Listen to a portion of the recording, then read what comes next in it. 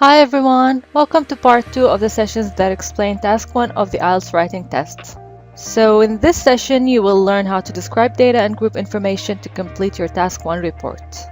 Remember what the question in task 1 says? It says summarize the information by selecting and reporting the main features and make comparisons where relevant. So what does this mean? It means you need to transfer the information provided in visual form into a clear and comprehensive written summary. You need to do more than simply list information. You have to identify, present, highlight, and illustrate the important features given in the visual and organize this information in a logical manner that is easy for the reader to follow and understand. Now let's look at an example of how this is done. The diagram depicts how coffee is made, so it's describing a process. The first thing we need to do is decide where to begin describing the process.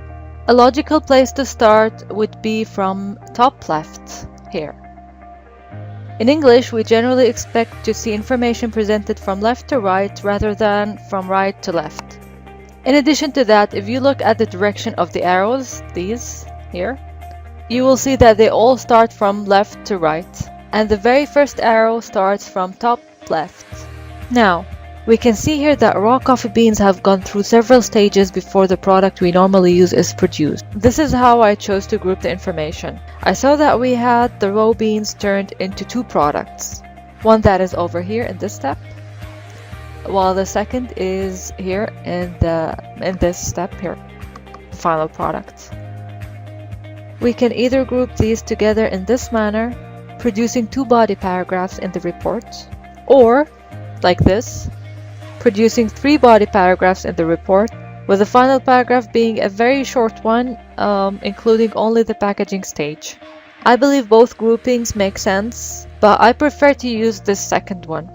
It would be wrong to group every row or two rows together, because if you want to include the sub-steps under main steps, you need to look at where every stage ended before producing a product.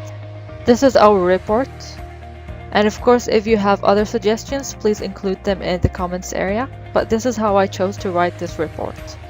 First of all, we have our intro and overview paragraphs. The given diagram depicts the process involved in the making of instant coffee, or you can say in manufacturing instant coffee, or in manufacturing coffee. Overall, the process comprises 11 stages, starting with the picking of the coffee beans from coffee shrubs and ending with the packaging of the prepared coffee powder in jars. Second, we have our body paragraphs as per our second grouping strategy. I'll read as you look at the visual. The process of coffee manufacturing begins with the manual picking of coffee beans by farmers, which is over here, the very first step or stage. After that, these beans are spread in open fields to dry. This is our second step here.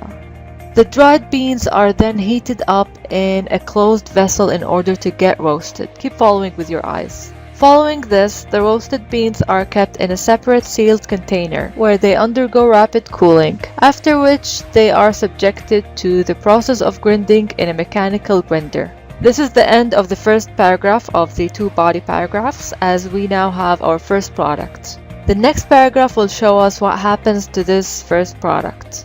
Let's read. The grounded coffee beans are thereafter thoroughly mixed with hot water before the mixture is strained effectively. Here. They got mixed with hot water and then they got strained. This strained mixture undergoes freezing in a separate chamber. The frozen mixture gets grounded in a grinder and later it is dried in a vacuum that evaporates most of its water. We were talking about these stages over here. Now to the final paragraph, which you can include in the second paragraph, of course. Finally, the resulting coffee powder is packed into jars and is ready for sales in the retail market. We've discussed the overview last time, but now that we know how to group information, let's take a closer look at it. The overview comprises one or two sentences. It describes the main trend or trends. You either write it after the introductory sentence or at the end of your report. but I personally prefer to write it at the beginning because it's very important and you wouldn't want to run out of time without writing it. Let's look at an example. The graph depicts global energy consumption since 1970 by generating method. We must now analyze the main trends to include in our overview. Here, we can see that the use of petroleum and coal slightly fell over the period. On the other hand, there was a slight increase in the use of natural gas and nuclear energy. So we can write our overview like this. Overall, it can be perceived that the use of petroleum and coal slightly fell over the period. On the other hand, there were slight increases in the use of natural gas and nuclear energy. We'll now discuss the language you'll use to describe the trends in the data. That is how the figures change over time. You'll also need to make comparisons between different elements in the graph, showing the similarities and the differences. Let's go back to our previous example. The vertical axis shows percentage figures, and the horizontal axis shows the years since 1970 and until 2000. We have identified our main trends and included them in the overview. So now we need to look at the details and look at the data to support the description in the body paragraphs. Let's begin with the energy sources with the highest consumption, and that's petroleum. We'll use three expressions: peaked at over 50%, gradually declined, and remained stable. So let's form our sentences. The consumption of petroleum peaked at over 50% in 1973, then gradually declined over the next 12 years. Since 1985, global petroleum use remained stable at 40% until 2000. Remember, it's quite essential to include data from the graph. Now let's look at the global consumption of nuclear energy for a change. These are the phrases we will use: was unchanged, slowly increased, and plateaued. Notice that you must carefully choose your tenses to match the time. Let's put these phrases together. For the first decade after 1970, the rate of nuclear energy consumption was unchanged at around 50% worldwide. After 1980, it slowly increased, and between 1995 and 2000, it plateaued at 12%. After having looked at describing trends, let's look at making comparisons. Here's an old example, which is a pie chart about the origins of English. As I mentioned before, a pie chart gives information about the whole of something, and we can see the parts or portions that make up the whole, or 100%. So let's look at how we can compare these 6 influences on English. We'll write about the dominant group first. We can see that the influence of French and Latin is exactly the same at 29%, and that of Germanic languages is almost as much at 26%. All 3 of these languages together make up more than 80% of the origins of English. Let's write this into sentences. The influence of Latin and French on English is exactly the same at 29%, and Germanic languages have influenced English almost as much at 26%. Together, these 3 language groups make up more than 80% of the origins of English. Again, remember that it's crucial to give data from the graph. We still have to mention the smaller portions of the pie chart.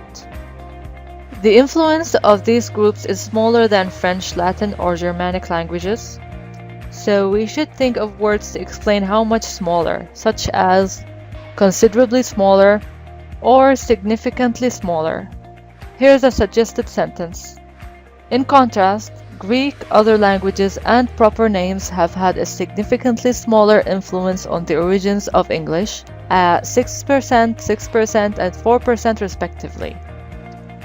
We can see that our sentence begins with a linking expression to show that we're moving from the more influential languages to these smaller groups. We have listed the 3 languages at the beginning of the sentence and the percentages for each at the end. Notice that the figures were mentioned in the same order as the languages. And to make this clear to the reader, we've used the term respectively at the end of the list. This technique is perfect for 2 or 3 items, but not more. I've only shown you a small sample of the language you could use in task 1 of the writing test, so I've included in the link a handout full of expressions and terms you could use. Don't forget that you can always reach out to our partner, Ielts Club for Syrians, for feedback on your essays. Have a good day. Bye-bye.